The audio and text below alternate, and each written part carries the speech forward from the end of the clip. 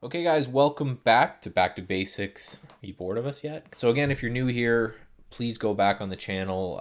Both of ours, we have playlists from 1 to 30, right? So it will help get you caught up. This is a series where I'm taking my lovely fiance, soon-to-be wife. So soon. Maybe, well, if we stay behind, you may miss that, but in the next month or so, teaching her how to trade from the ground up. So this is a great series for people who want to refresh the basics, or you're just getting started trading, right? This is how everything works. And then we're going to go actually paper trading and building trading plans soon. Last two things to cover are derivatives.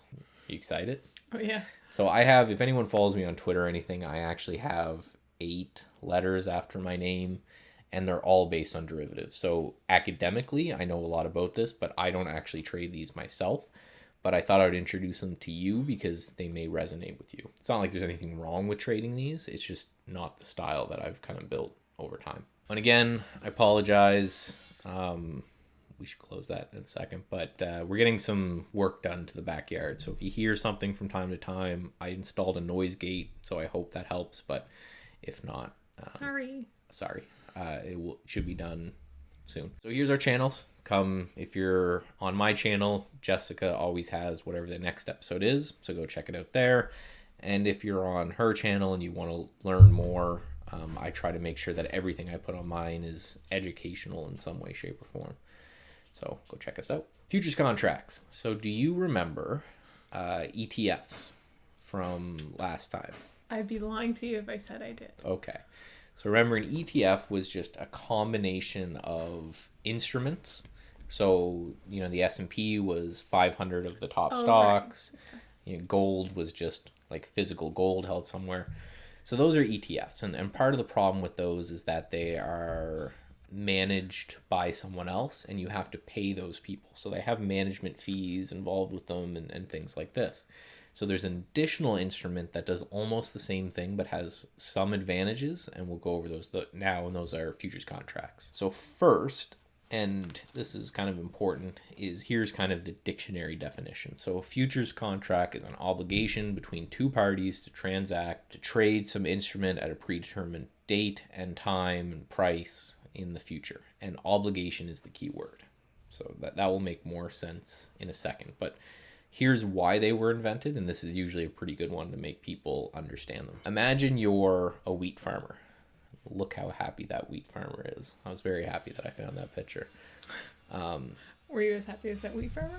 I don't think anyone is as happy as that wheat farmer. So if you're a wheat farmer, you're growing wheat. I don't know how long it takes to grow wheat. 3 months out, for example, right? Okay. And you want to make sure that you can sell that wheat at a price that you like, that you're okay with. You can't control the prices because wheat and all these things are publicly traded. So it's worth what it's worth, right? Same as anything else. But if you liked the fact that wheat was at the price it was now, and you wanted to make sure, you wanted to protect against a decline in price, you could go out to this futures market and go out 3 months and sell the wheat for whatever it's trading right now. So you're saying, I'm going to produce 1,000 bushels of wheat.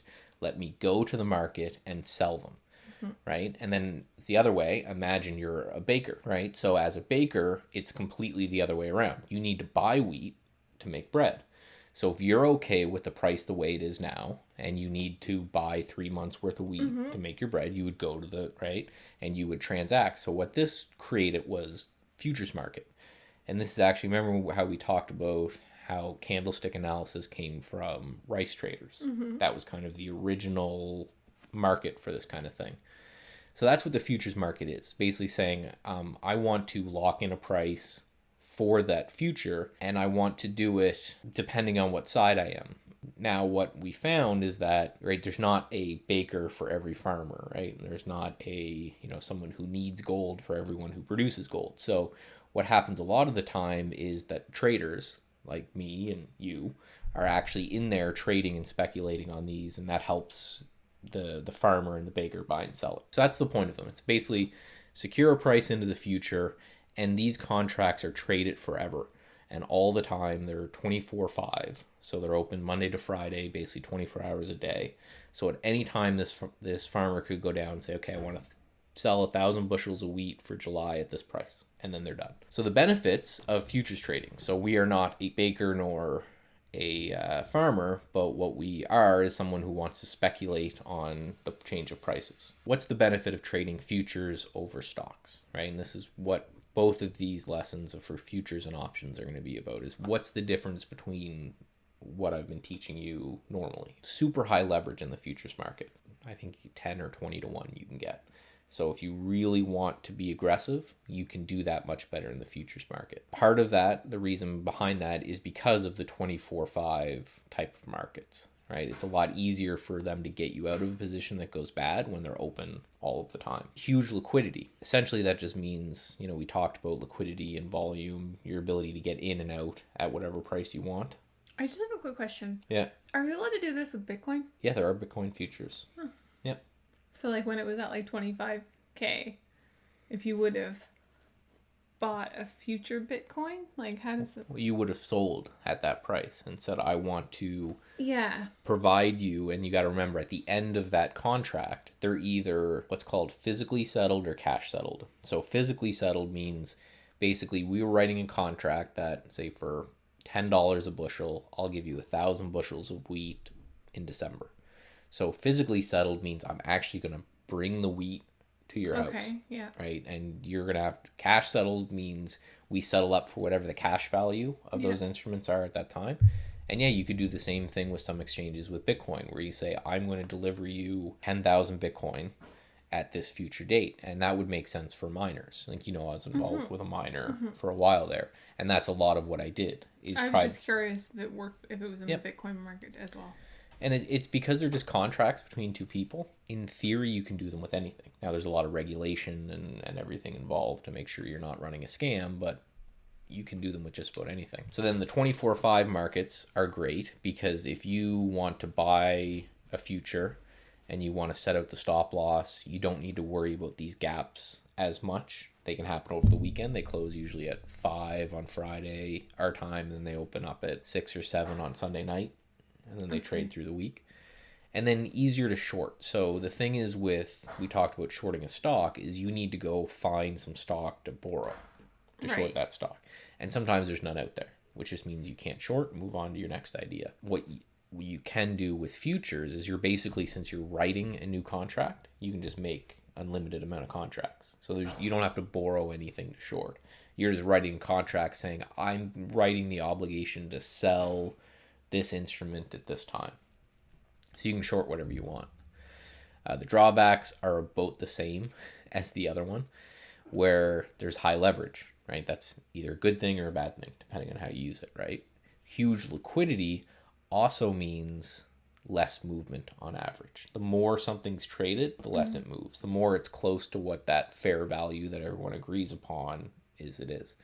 And then a limited selection, right? You can trade S&P futures, so that basket of 500 stocks. You can trade Bitcoin futures, orange juice hogs, pork. Okay, but you can't go to like a specific stock? No. Okay. There are some ways you can, but not really. So it narrows it down. So you're again not betting on companies, you're betting on groups of companies, or you're betting on commodities, right? Oil, gold, silver, wheat, things like that. So the ES versus the SPY. So you can see this is on the left, that ETF, the SPY that we talked about, which is the 500 stocks. Over here is the futures version of the same thing, right? So it's the same. So the main difference that you'll see is that there's just less gaps. Right, so from here to here, there was a gap, right? You see that was just one move because it's open longer. So there's less gaps. So it means you could have actually transacted in this period here on the futures market, but not on the SPY.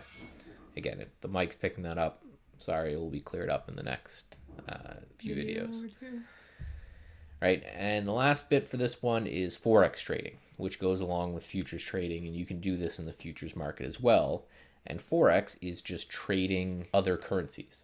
So again, if you want to take a bet of the Canadian dollar versus the US dollar, or Singapore versus Hong Kong, or whatever it is, and they existed for the same reason. So I'm Canadian, and a lot of what I do trading the US markets and consulting for US companies, I get paid in US dollars. So if I wanted to do some sort of a hedge against my own income, I could go to the market and do that. And that's something that big companies do all the time.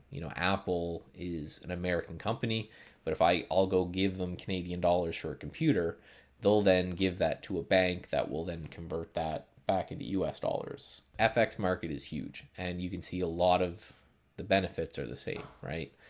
Huge leverage, huge liquidity, 24/5 markets, and super easy to short sell. When I say huge liquidity in Forex, I mean huge. There's an old adage that little guys trade stocks, big guys trade derivatives, and that's futures and options that we talked about. Institutions trade bonds. We haven't gone over bonds much, but you get the basic concept. You buy a bond and it pays you a bit of money, and then it gives you, right? You're the other side of debt. And then countries trade FX. So it is by far the biggest, most liquid market out there. And again, the drawbacks are the same type of thing, right? Where the huge liquidity means often there's not very much moves. I put more extreme moves on this one and the other one because quite often if there is a big move in, say, the Canadian dollar, it's because something has done something dramatic to affect the country, and those moves are just insane. Like, so Forex and futures will do nothing for long periods of time and then big moves because something fundamental has changed.